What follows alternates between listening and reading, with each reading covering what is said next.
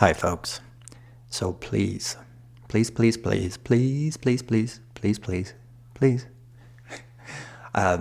to this entire podcast. Our next guest has so much great stuff to say about parenting and childhood development across so many areas. Somehow this podcast touched on most of the biggest issues and concerns that we have here at our clinic, both as clinicians and as parents. I promise you're going to finish this episode feeling like you learned a ton and probably feeling a little bit more encouraged and positive. I know I did. And so this is our first local interview in a while. So I don't want to spend too much time on the build-up other than to say that I highly, highly suggest that you listen to the whole thing. Our guest today is a specialist that has worked in education for decades in various forms. She has spent most of her career aiming to find the best way to help children and their families. She worked for many years in special education with students with autism in Santa Fe. She worked also as a dietitian for a while for families and students for many years, helping families not only just improve their overall diet, but also helping children who are picky eaters. Does that sound like any of your kids out there? She has worked also as a diagnostician, and now she is a clinical hypnotherapist for adults and children. Does that pique your interest a little? Our guest is Brandi Ricci. That's spelled Brandi is Brandi, and then Ricci.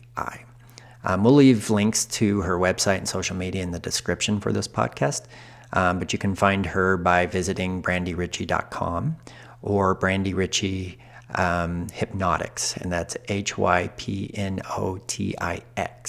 on Facebook. You'll find a bunch of interesting videos that she has there that I'm sure will be helpful for all of you. Brandi is able to roll all of her past professional experience into her practice as a hypnotherapist. And it seems like, I don't know, the results are amazing. They all kind of came together in this perfect storm. So if you find yourself wondering at all exactly what is a hypnotherapist, what do they do, or the slightest bit weirded out, I've had a few people give me strange looks by that. That's all the more reason you just simply have to stay tuned in, because it's such a simple, basic thing that can really be helpful in a small amount of time. And if you're like me, by the time I finished the podcast, I had much more faith in the potential of humanity. We just truly show up on Earth so well equipped to develop and to thrive. And we just need to, especially these days, learn to get past all the noise, and to simplify our lives a little bit. And you'll hear that one of the recurring themes in our conversation is simplicity. You'll get also a clearer picture, I hope, in how children learn. Not just how they learn academically, but emotionally and socially. We'll discuss the magic of a young developing brain. We'll do that at length, and some of the simple things that you can do for yourself and for your children to help them learn. And if you've ever had an interest in the subconscious, stay tuned in. This is all very fascinating and very useful information. We all have brilliance within us. I do believe that, and so does our guest. And we're going to talk about how to get in touch with this. So stay tuned in, because it's time to chat.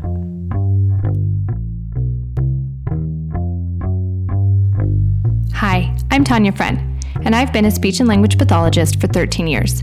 I am also the owner and director of Chatterbox Speech Therapy, a speech therapy practice that serves the children and community in Albuquerque, New Mexico.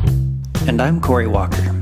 I've been working with children for nearly 20 years, and I was a pioneering app developer in the area of speech and language pathology. We all have gifts in this life, and mine is knowing what makes children tick. Parenting in the modern age comes with uncharted challenges. We'll be bringing you discussions with experts in childhood development and introducing some tough questions and topics. Together, with our experience and knowledge, we have created this podcast to help you with your child's development and wellness. So, listen up. Because it's time to chat. So you do therapeutic hypnosis, correct? Correct. Okay. You want to tell us a little bit about that? So I do hypnotherapy for adults and children, and my specialty is anxiety and all of those issues that come from anxiety, like sleep disorders, depression. In children it can look like learning disorders or ADHD Absolutely. type of behaviors. So We are seeing a ton. We feel like a rise in anxiety. Do you feel like that's happening? absolutely, yeah. We have our own theories, but Yeah. do you feel like Well, I there's- think a lot of it, probably most of it's environmental.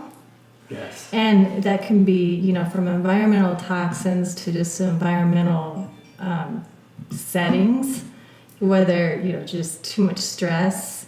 And stress can come from, with our kids, stress can come from the home, it can just come from school.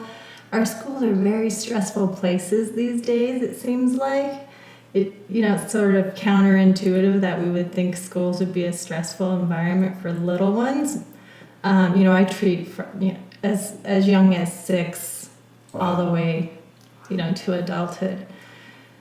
And even for 6-year-olds, sometimes the school setting can be stressful, which is kind of sad. So it can be external stress or internal stress, depending on what's going on. So, and these are all anxiety producing. So anxiety can become a habit, like depression became a habit. And so when people have this habit of this anxious reaction of kind of fight or flight all the time, that's when we see it causing some behavioral changes and issues, yeah. And so I treat not a lot of kids. My practice is mostly adults, but I do treat children too. Mm-hmm. Do you feel like the increase in screen usage might contribute to Oh yeah, anxiety? yeah. I think that can be anxiety producing. It as it alters brain waves. It alters our circadian rhythms, that blue light, and so it's just changing our internal patterns. And what it does to our focus and attention, over the last, I'd say 10 years or so, I personally have noticed a huge decrease in kids' short-term memories and long-term memories, but specifically short-term memories. When you look at like diagnostic reports and that kind of thing, it's like where they go, and I think it's that. On the screens where they refresh every few seconds, and so Absolutely. I need that constant change. And part of the reason I didn't do a real good proper introduction, but part of the reason also that I decided to have you on here is that you used to be or are a diagnostician, or you work in diagnostics. I worked in diagnostics. So I now it's been 5 years ago, I decided to get a second master's in educational diagnostics. Okay. I was kind of looking for the magic bullet to help children. Gotcha. Children with special needs. Uh-huh. So, and diagnostics really wasn't it for me. It's a lot of testing and assessment, and then you give recommendations, but there's no real fix for the behaviors. And dealing with behaviors, are you really getting the clear picture of what's going on with this child just by giving them a test, right? Yeah, exactly. Yep. It's the test measures behavior at a specific time, and Exactly. that's it. And so we were Just a giving, glimpse. and so I don't want to badmouth diagnosticians in any way because I work with them and they're good friends of mine and we need them. Yeah. But really, how can we diagnose somebody with a lifetime identification? And a lot of times these kids carry around an identification for life. Absolutely. Like ADHD or learning disabled, and we do that, based on a series of tests. Yeah. And then once they get that identification, then, there's typically a path of treatment that they're going to get. But, that's, I think, on a little bit more introduction of like what we're doing and everything that you're saying. I'm just like, oh my gosh, yes, this is why we started the podcast. This is why we started the Time to Chat portion of our clinic, is because we've been in business for 7 years, and over those 7 years, like from day one, the children I had coming through the door to now are completely different children. Yeah. And we're seeing the same thing, memory issues and focus and attention, to the point where it was last summer really that Corey and I started brainstorming, and we're like, these children aren't making progress. We're not making progress with them in speech therapy, speech and language, and what's going on? What do we have to change to improve it? And so that's kind of been our journey of trying to find more information and see who else out there who's working with children and wants to make this change, like what they're seeing too, and if it's the same as what we see. Yeah. So everything you're saying, I'm like, yep. Oh. This is Good. exactly what we're people. seeing, and yeah. I'm going to put this here just in case Okay. that's not working. What was I going to say then? I had a good question. So that is part of the reason that I went ahead and reached out to you, is we're kind of like all in. We want to, no matter what, we want to be able to help children no matter what it is. Now, some people, I watched one of your videos and you said that a lot of people come to you as last resort. Almost always, Yeah. which is kind of sad. It is. Do you want to talk to us about a little the stigma, misconceptions? Well, most people don't realize how simple hypnosis is, and Okay. how hypnosis itself is just a natural state of mind, like sleep. Yeah. And so it's just a slower brain wave. Of course nobody maintains one brain wave, even when we're sleeping. But when we're in a very relaxed state, we say we're experiencing more theta brain waves, and that's what we induce with hypnosis. It's the same as a deep meditative state, that sometimes people will, here in the West, we kind of work toward that meditative state, but in the East, they practice from the time they're children, and so it comes much more easily. It's the same state of mind, but with hypnosis, we can induce it. Okay. Interesting. And that's really the only difference between And that's hypnosis all and it is. meditation. And then also with hypnosis, then there's somebody on the outside giving suggestions when the client is in the very meditative state, and it's received much better.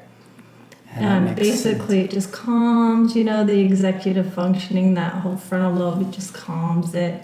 And so you can really talk to the subconscious, or communicate with the subconscious. So it's basically better. guided meditation. Very similar to guided meditation. Yeah. Yes. But yet in this case, you get to kind of converse with that Right. subconscious mind. And it's interactive. The person feels very much in control the whole time. So a lot of times when people see me for the first time, they're like, oh, I see, I get it. It's like an aha moment, because they think they're going to be like comatose, and sometimes if you watch a session, they kind of look comatose sometimes. I mean, I even have people who sometimes will slump onto the ground. I mean, they're so relaxed, but they don't feel that way, you know. It just feels very, you feel very focused, almost hyper focused, but relaxed. And I mean, just being in that state is therapeutic. That's why people meditate, Right. because just being in that state is therapeutic, let alone having these positive suggestions. So the stigma around, I think, comes from, stage hypnosis. Yes. Which I think most stage hypnotists are probably hypnotizing people. They have some things helping them out, like alcohol in a lot of these Right. these shows, and so there are people up on stage who are probably faking it, but some of them probably are hypnotized. I do groups, I do families, so it's effective for more than At the same time, you'll do? Yeah, depending on what we're working on. Wow, that's very interesting. So, and one of the other reasons that I went ahead and just followed up to do a podcast with you is I just happened to be reading a book talking about how much the subconscious really drives us. And all my 42 years now, I never quite realized how powerful it is, and how much it drives us around. What can you say? What can you tell us about? Yeah, I hear 95%. I was going to say, I think it's our greater mind. Yeah. I mean, you can't really separate the subconscious from the conscious. Neuroscientists have been trying to do that forever. Like, where does the subconscious lie? Is it a part of the brain? Is it more of a process? And honestly, we don't know much more about the subconscious or states of mind than we did 100 years ago, to be honest. We think we do, but when you look at the research, it's not really there. We do have some research to suggest that there are thoughts that they can detect outside of the mind, that somehow there's impulses or electric impulses outside of the actual body. I don't want to get too out there for your listeners, but the subconscious drives us, like you said, and so it is probably the greater part of us, and it's always working for us. You think about it. Fortunately, we don't have to remember to turn on our immune system every day, or we don't have to remember to release serotonin and dopamine. There's just part of us that's doing that, and that's really the part that we work with hypnosis. Interesting. Yeah, and I've recently been reading about how high levels of stress can have pretty toxic effects on our minds and our bodies, and I'm assuming the subconscious as well. Yeah, because our brain is always bathed in these neurochemicals, and depending on our state, it's that feedback loop. So the more stressed we become, the more of those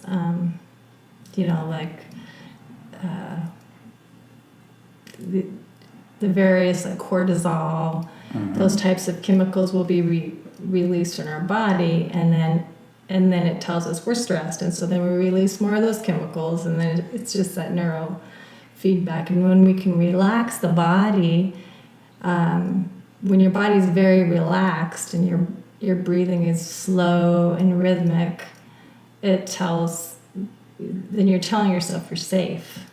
And then you can release more of those serotonin, dopamine, all of those kind of relaxed and happy chemicals, which are conducive to learning. So getting back to to children. We can't learn in an anxious state. Absolutely. It's very difficult to learn in an anxious state. And so that's been seeing. Mm-hmm. And so that's why we're seeing more and more kids coming in with, so much fewer skills and, just being behind what we typically think of children being at a particular age. Yeah. We also, how about like impulsivity? I mean, are you seeing it more, or can it cause them with that anxious state to be very impulsive because we see that a lot where, they cannot focus their bodies or calm their bodies, but it's kind of recently we've seen children who, it's like, no, don't do that, don't touch that, and they try, you can tell they're trying really, really hard, but they cannot stop themselves from, grabbing or running over to that toy. Or we have these little meditative pillows that we use for our groups, and we pile them in the corner, and they cannot control themselves to not jump or fall in them. And it's truly just, Corey and I are always like, they just can't stop themselves. It's, it's like, but you can tell they're trying. And some of the children that we see that have the most, I think, anxieties seem to be just so impulsive. Yeah, I mean, it seems almost like their nervous system is kind of raw. Yeah. And it's Very an immature sort of nervous system that's just not developing appropriately because we're not putting kids in the right setting. Yeah. And then we think to ourselves too with those ones, it's like all day long they have to be hearing no, because they're, they need that direction so frequently. And so then that's putting them, like you said, it's that cycle and that habit of stress. And there's so few of our kids anymore that have, they get to grow up at home. Right. They're growing up in more industrial settings, and we somehow think that the school setting is a natural setting, and we think this. I don't know how we came up with the idea that the school setting is a natural setting for anybody. It certainly is not, and so these and some preschools do a very good job of simulating a natural setting, but still it's not. And it's can be stress for producing for these kids. Yeah, it's not a natural setting at all. Mm-mm. And more, I just feel like it's increasingly not real life. Right, exactly. Yeah, they're still going by this format that was probably started, 150 years ago, and still trying to teach the same things. Yeah, definitely. Yeah, to produce, a working class. Yeah. So Exactly. Can you talk a little? So we have plenty of parents who have kids that have anxiety and just behavioral issues. Not that I know of with any phobias per se, but you said you worked with that too. Some phobias. Can you just talk any parents listening through? You said a handful of sessions could be helpful. Maybe what you do and how it's helpful. Yeah, and what they can do also. Okay. Yeah. So I would say definitely to decrease screen time would be, a primary recommendation. Okay. Especially, and really watch what they're viewing on television and the movies, because Fred Rogers, it wasn't so long ago that Fred Rogers started Mr. Rogers because he was appalled at the way television was, the path it was taking. And you look at TV, in the early 70s and now it's like, it's appalling what we're used to, what we've become desensitized to. And so when our kids are exposed to this, even for a little while, it does go into the subconscious. They do see this, and our children are little subconscious. They're sponges, because they don't until their frontal lobe is developed. They just learn everything so easily, which is beautiful because they have to learn a lot when they're little. We get 80% of our brain mass before we're 6, and that's we have to learn all our fine motor functions, our gross motor functions, our language, all of that. The downside to that is that they're very susceptible to negative information, or think about how children don't really know what's real and what's not at a very young age. Yeah, that's why absolutely. we can tell them, there's Santa Claus and the Tooth Fairy, and they believe us, and it's really sweet because they're such innocent little sponges. But when we are also showing them, violence is rampant in our society. It's so that would be my first recommendation. To keep things calm. And I don't know why people think we need such a fast-paced, exciting life for kids. But, Constant, right? And in some cases, they might need to lower their expectations for children and let kids be kids. So, we're making kids start learning to read. Actually read at, 3 and 4 years old. And our kindergartens now are full-day kindergartens, and there's no nap time. There's no rest time in these places. So as much as possible to just decrease the stress for these kids.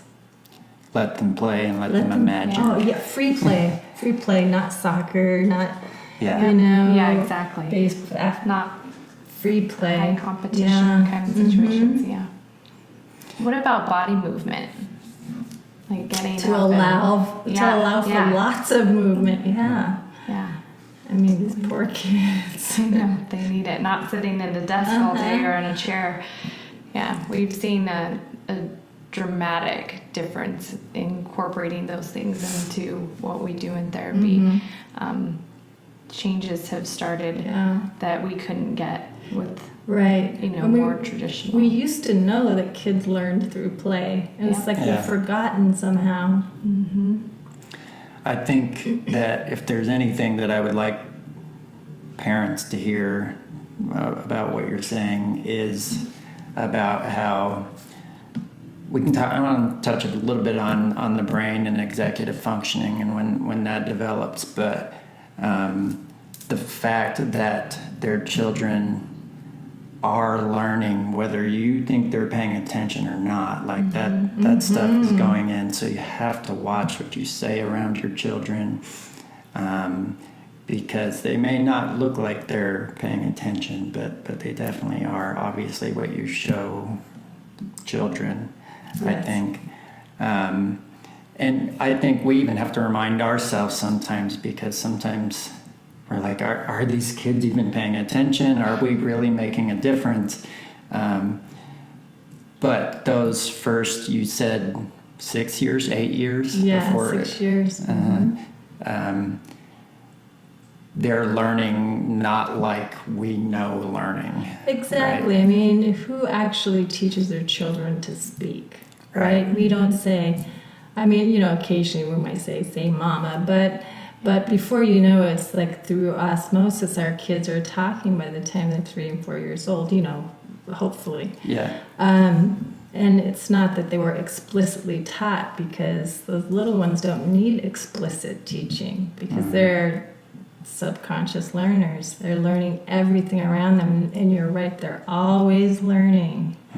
They're always learning. So, yeah.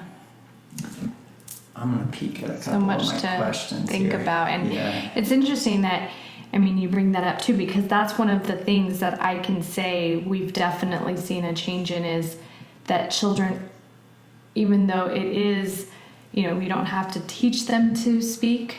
We're seeing more and more children who really do need that guidance. It's, communication, they come to us and they don't even have the basic foundation skills of And I think some of that might be,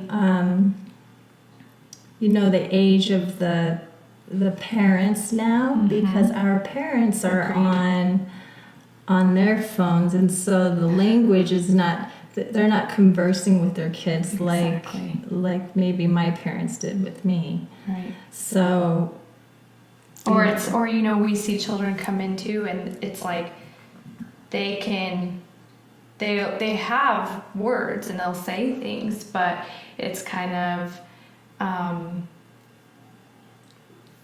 a pattern, and they don't wait for a response, they don't make eye contact, they don't have the back and forth of communication, and if you really think about it, it's like you could put a device right next to them that's doing the same exact thing that they're doing, because that's how they're being taught, so they lack that connection with another one. So we see that too.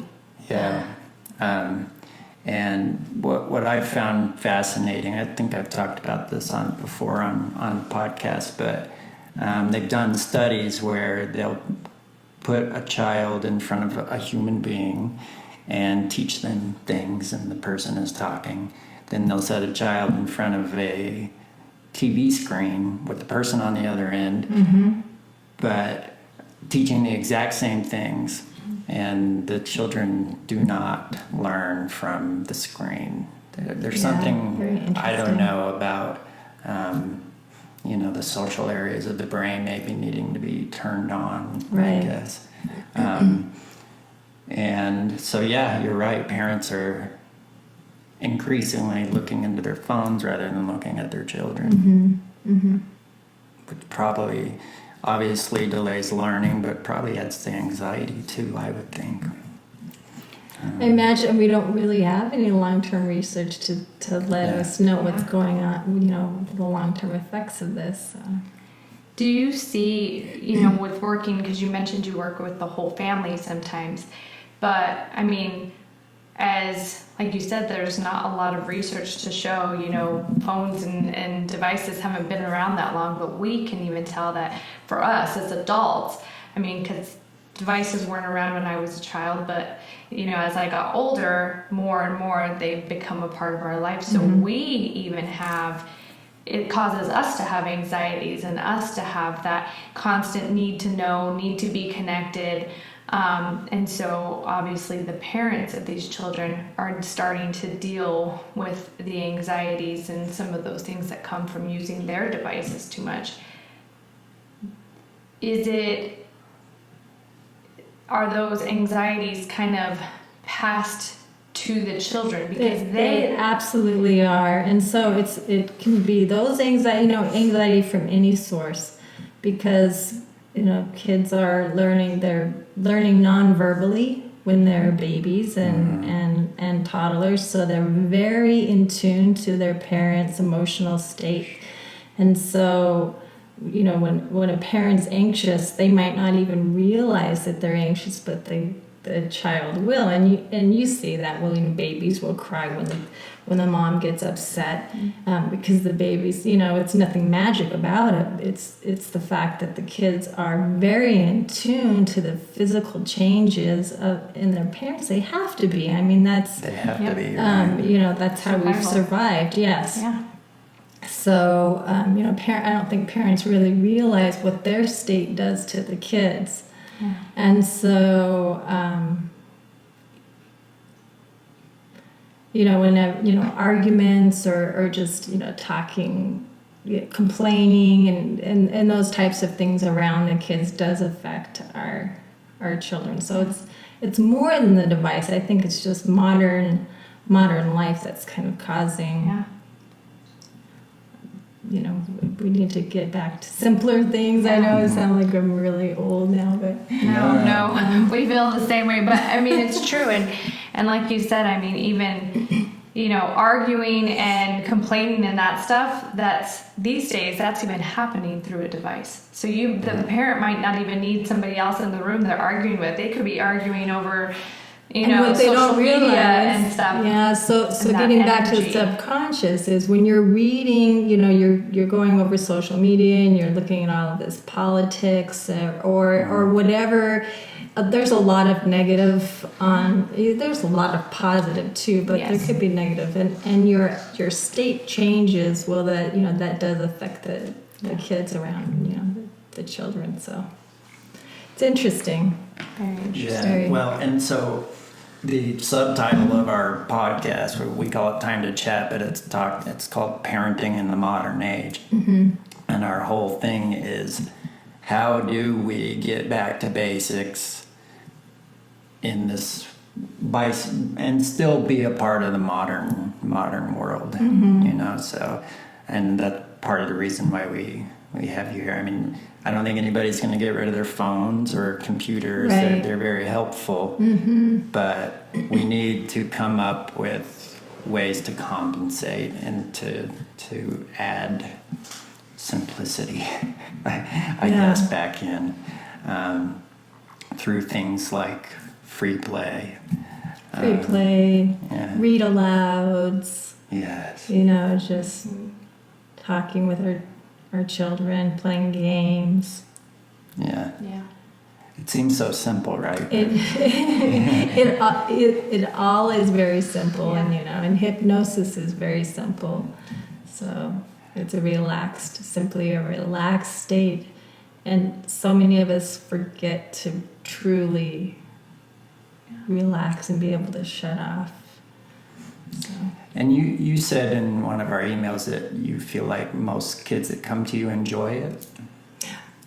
I haven't had one that doesn't, or that the parents say that they really like it. It's fun, It's like taking a little journey in your mind, and the little ones are so cute. I have very short sessions for little kids. Okay. So I mean very short. Sometimes I'll start out with just, depending on the attention span, it can be 30 seconds, and then, we'll wake up and then go back under. That's actually a technique for deepening hypnosis. Shorter. But I just did it through trial and error because some of these kids, again, have a very short attention span. And I was working with a little boy who was adopted, who was born addicted. And that's actually how I developed that technique of working really short sessions and then waking up and then going back into really short sessions. And using, stuffed animals to demonstrate relaxed body. And it's a lot of fun for them, That's great. Usually, because we're, and then I'm using metaphors and stories, and they're going on a really fun journey where they can fly magic carpets, and then the work then is through visualization. So they might be, flying on a magic carpet over their classroom, watching themselves, being a good listener, having very attentive behaviors and so forth. Of course, I'm using kid language, not adult language. But whenever they're visualizing themselves as an outside person, then over and over and over, then that can become recorded in their subconscious, and the behaviors change. So and is the this kids feel something better. that you see? I mean, how many sessions do you think it takes before that visualization it can really happen? Does it happen right away, like first session? Little, children, they learn really fast, and they're almost always in a state of near hypnosis. It's so cute, So it's really easy with kids. Wow. So Yeah, I do see results in the first session with children. Parents do. Wow. Yeah, that's exciting. I was looking over kind of a lot of the questions that I had for you, but we're kind of answered a lot of them. But one thing I asked you, you're also or were a dietitian? Yeah, so I was no longer. Okay. So but it's not stuff you forget, right? No. When I use it mostly for in my personal life, but also now in my practice, because that's the, I see people mostly for anxiety and mood issues, and then secondary diet and weight issues. Oh, okay. So you have people come to you for weight issues. I see. Okay. We were interested in that when he told me that you had that background too. I was like, oh, then I have questions. I mean, because we know, from things that I've read and things we study too, that diet and what's going into the children's bodies can have an effect on their ability to learn, their ability, what their quality of sleep. Yeah. Oh my gosh, so much more. But we just thought maybe if you have any input on that of what things are going into their body and how it can affect again, it's so simple. It is so simple, and I think people just want that. It's hard to believe because it's so simple. Whole and natural foods are what's best for all of us, especially children. And we don't even realize it's so difficult to find food that's unprocessed. If you're eating out, if you're on the go, even in our school cafeterias, sometimes I'm appalled. Our fruit, there's this little frozen. It's in a cup, but it's a frozen fruit, but there's really very little fruit in there. There's colorings and just in fruit, sugar. Yeah, and I'm like, really, and then we're counting that as a serving of fruit for the kids. So it's all very processed. In other words, there's not a lot. It's hard to, when you're out and about, to find food that's not processed. So, so I would say just going back to the basics again, whole and natural foods, whole grains, fruits, vegetables. Yeah, that's pretty basic. What are some, and I know this could probably be like a whole other podcast in itself, but can you touch on just, what those things that are overly processed or, pure processed foods, what kind of effects can that have on their bodies? And we systems? we don't really know some of those. In the 70s, we came up with what we call a GRASS list. It's called the Generally Recognized as Safe list. And it's a list of food additives that we've always used. And so we figured since we've always been using them, they must be safe. And so they never really had to pass any safety tests. And a lot of those are the colorings that we continue to use. And it's not food.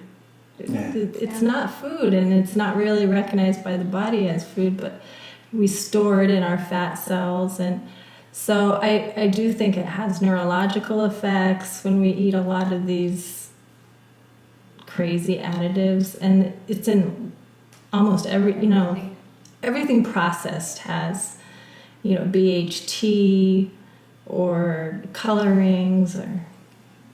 Yeah. So we just have to. It's sort of crazy that this is a food that's being sold to us. Yes. Most of us don't really spend the greater portion of the time in the grocery store in the produce department, which is where we belong, which is where we should be. Yeah, I think you said it best. It's not food. Right. Yeah. Yeah. What are some tips, like, for parents if they were going, they're going shopping, and yes, they should be in the produce aisle, but what are some things that maybe if they're looking at labels I've heard, if you can't pronounce the things that are on there, just put it back. Or if there's, a lot of dyes in it, I mean, do you have any tips for things they should just I would say, away from? Honestly, give your kids as much fruit as possible, because if they're eating the fruit whenever they can, then they're getting the micronutrients. They're developing a healthy immune system, and that will help them deal with things when they eat. We're not always going to eat perfectly. Right. I don't eat perfectly. It's hard. But I do make sure that I get all my micronutrients in the morning. And kids love fruit. And vegetables. If you feed them vegetables when they're little, then they grow fond of they start craving that kind of food. So and then you can't always be with your child, and so you teach them these healthy habits, and they just carry through. Have you ever dealt with, we have kids, a couple come to mind, that, they eat pizza and soda, and we try to feed them other things, apples, basic things, and we can't even get them to try it. Yeah. Yes. I don't know. Have you ever dealt with that? Oh, in a big way. So when I was the autism consultant when I worked for Santa Fe Public Schools, and kids who are on the spectrum really tend to have a very rigid, selective diet that, for some reason it's all chicken nuggets and french fries, chicken nuggets and french fries, and they won't try anything else. And I would say just keep presenting them with the other food, continue to present them with healthy food. And, in any shape or form that they'll eat it, and just be very positive. But again, you don't want to, mealtime, food is our friend. And so to just be very positive about mealtime and low stress, eat at home as much as possible. Yes.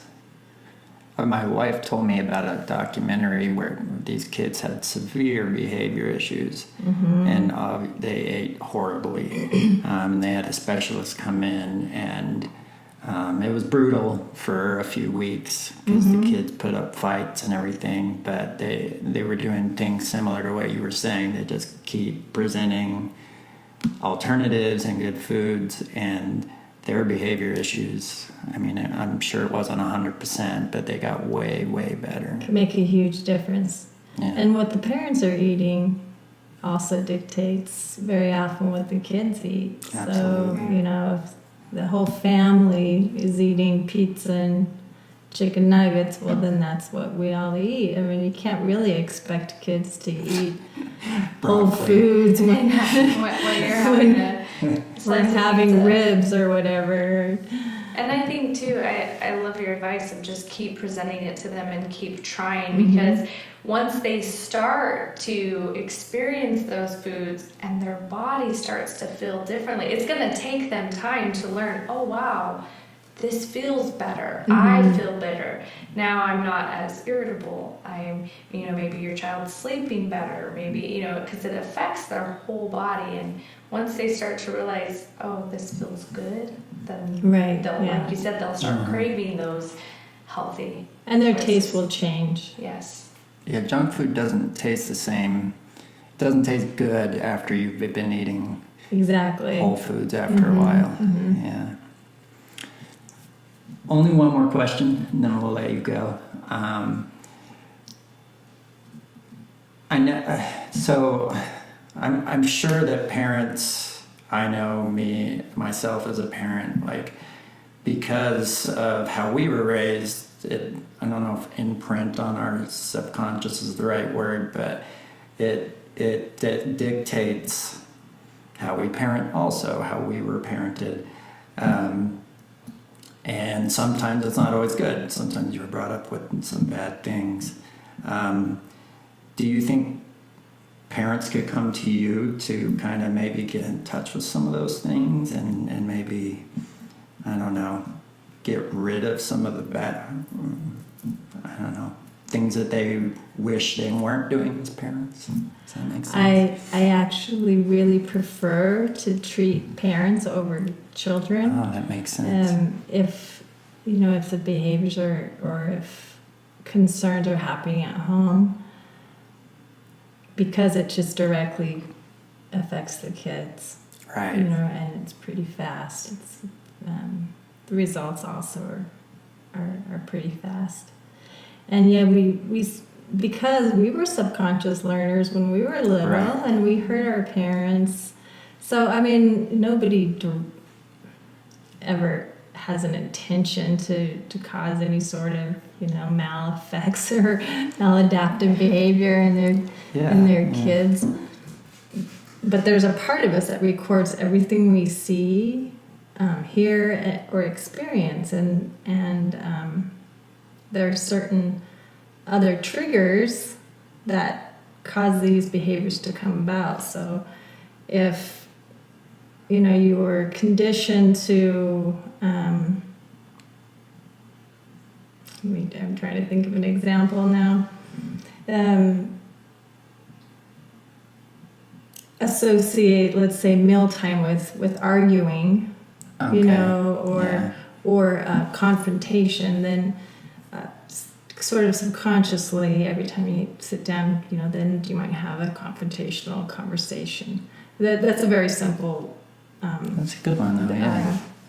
example, but a lot of times they're more complex. But the beautiful thing about hypnosis is I don't actually say I have to tell the person what to fix. We go through visualizations of a more positive scenario, and somehow the individual just corrects the behavior. Wow. Yeah, It's pretty amazing. I've experienced that somewhat through meditation. Mm-hmm. Like I'm not necessarily focusing on anything, or that's kind of the whole point of meditation, not Right. focusing on anything. But I have noticed that just certain things that I didn't like about myself, smoking being one. Mm-hmm. I just said that on the podcast. Didn't I? But actually, I've been meditating a lot more in the last couple months, and I've stopped smoking. A few other things have gone away. It just feels like it kind of washes away. Yeah, it does. Yeah. It does. It's amazing. And because your subconscious is always working for you, you just have to let it. It's always, it's just keeping your life force in your body. It's always doing everything that is necessary to keep you going. And when you let it, it will just work for you. Yeah. So, and we get in the habit of just stopping it somehow with our anxiety-producing behavions and devices. devices. Yeah. Mm-hmm. So much noise in our world all the time. So much noise. Makes sense. I think that's a great place to stop. Okay, folks, that concludes our interview with Brandi Ricci, hypnotherapist here in Albuquerque, New Mexico. If you have any questions for her, again, her website is brandiricci.com, brandiricci.com, or you can find her at Brandi Ricci Hypnotics. That's Hypnotics with an X at the end. Or if you have questions about what we're doing here at the clinic, find us at timetochat.org or chatterboxtherapies.com. Thank you all so much for listening. We hope you found this as interesting as we did. We hope you all have a fantastic day, week, season. And just remember, go out there and spend some unstructured time with your children. Just be goofy and get away from the noise a little bit. I think it can help you and your children. Thanks again, and until the next time that it's time to chat.